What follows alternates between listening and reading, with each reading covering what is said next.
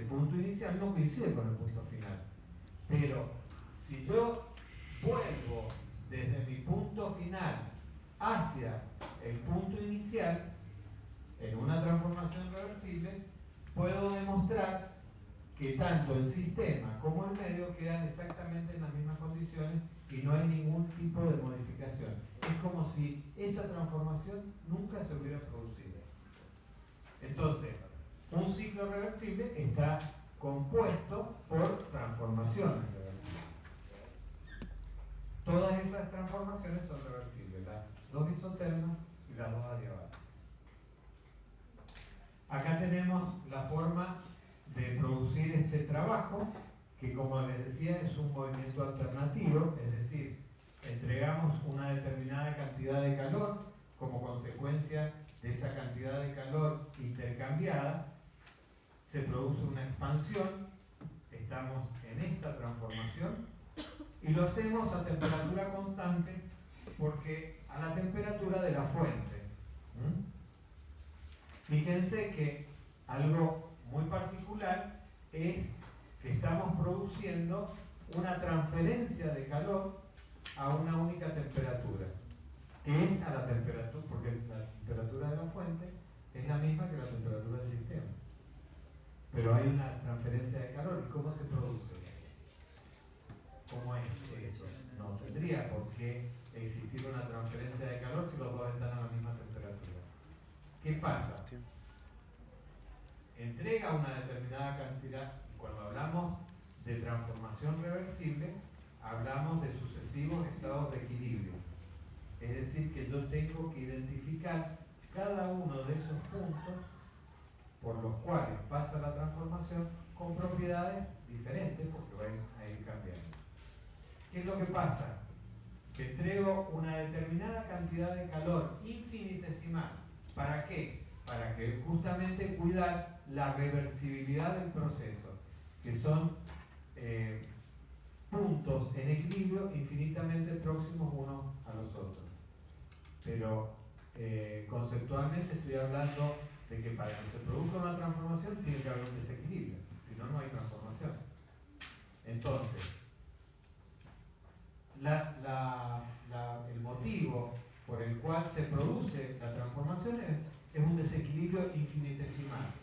Se produce una transferencia de calor, el fluido aumenta un infinitésimo la temperatura, inmediatamente como consecuencia de ese aumento de la temperatura se produce un aumento del volumen y la temperatura vuelve a su estado inicial. Nuevamente, en su nuevo estado, vuelvo a intercambiar una cantidad de calor infinitesimal, lo cual aumenta la temperatura. Como consecuencia de ese aumento de la temperatura, aumenta infinitesimalmente el volumen en su expansión, y así voy compensando esos cambios que se van produciendo en forma directamente cuasi estática y a temperatura constante. Después se produce otra transformación que sería una expansión. El gas se sigue expandiendo, pero ya no hay transferencia de calor porque hay un cambio de temperatura. Esta sería una isoterma que está a una temperatura y esta sería la otra isoterma a la otra temperatura, por lo tanto se está produciendo un cambio en el volumen debido a una diferencia de temperatura. Y después se produce una pérdida de calor hacia la fuente fría, nuevamente en las mismas condiciones que habíamos dicho anteriormente, pero a otra temperatura distinta, lo cual hace que también sea una transferencia de calor a temperatura constante, y como consecuencia del cambio de temperatura entre la fuente fría y la fuente caliente, esto es, acá tenemos una expansión, otra expansión, una compresión isotérmica y una compresión adiabática. Esta compresión adiabática se produce por la modificación de las temperaturas del fluido. Entonces podemos tener un análisis de la cantidad cantidad de calor intercambiada en relación al trabajo generado, y esto está medido a través del rendimiento. Y el rendimiento obviamente siempre va a ser del 100%. Esto, tal cual está, fíjense que en ningún momento aparece la campana. Entonces yo estoy trabajando con un fluido que no cambia de fase. Por eso es que dice el ciclo reversible de Carnot para un gas permanente. Reversible porque dijimos que está compuesto por, es un ciclo reversible compuesto por transformaciones reversibles. Si alguna transformación o alguna partecita de esa transformación se hiciera en forma irreversible, eso convierte al ciclo totalmente irreversible. O sea que para que sea reversible, todas las transformaciones en todo momento tienen que ser reversibles. Acá tenemos el ciclo de Carnot, que también son dos isotermas y dos adiabáticas, pero ahora lo hacemos con un cambio de fase, es decir, que podemos utilizar normalmente agua y vapor. Entonces tenemos los mismos procesos que teníamos anteriormente, la expansión isotérmica cuando recibe una determinada cantidad de calor. Lo que pasa es que acá, como estamos bajo la campana, se está produciendo un cambio de fase. Al producirse este cambio de fase, no solamente la temperatura se mantiene constante, sino además la presión también. Después se produce una expansión adiabática, donde se produce un cambio de temperatura, la temperatura disminuye. Luego tenemos una compresión isotérmica e isobárica, nuevamente por las mismas condiciones que habíamos dicho anteriormente, porque hay un cambio de fase. En el otro caso no, solamente era isotérmica, porque la presión iba a variar. Y una compresión adiabática, que también estaría dada por el aumento de la temperatura, es decir, que cuando comprimimos aumenta la temperatura. Sí. ¿Eso es ideal o se puede hacer? Es ideal, en realidad es ideal desde el punto de vista de que es un ciclo reversible, y en la naturaleza no existen las transformaciones reversibles. Ahora, cuando yo digo eso y todos lo estamos fundamentando en transformaciones reversibles, entonces, ¿cuál es la pregunta inmediata o el cuestionamiento inmediato? Y si no existen en la naturaleza, ¿para qué miércoles lo estamos estudiando? Es lo que primero surge. Surge porque lo que pasa es que las transformaciones pueden ser reversibles o irreversibles. El que sea reversible es de una sola forma, porque implica que cada uno de los puntos de esa transformación implica un estado de equilibrio. Por eso es que se grafican con líneas continuas, porque cada línea es una sucesión de puntos.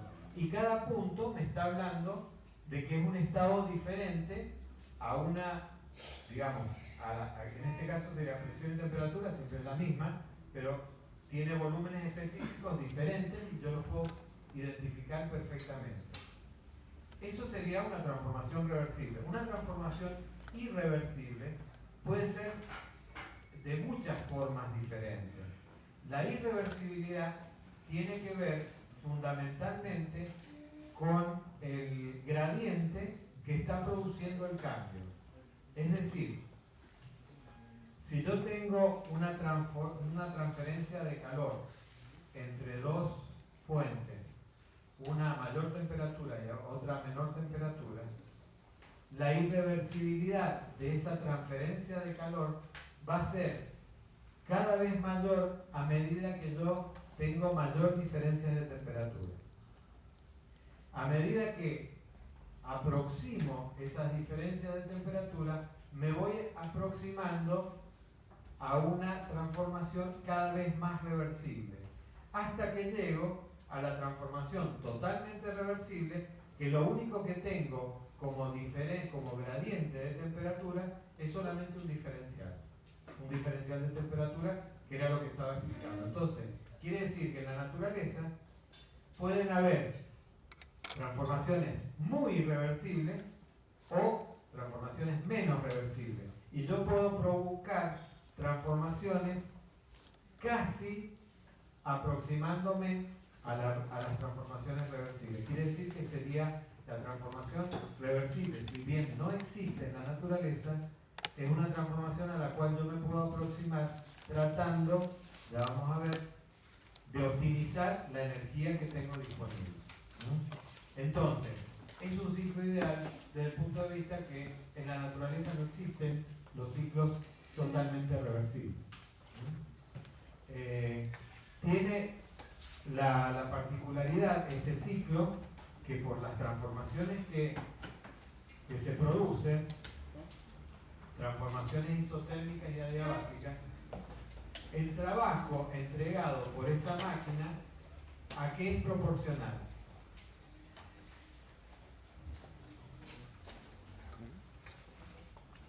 Al calor.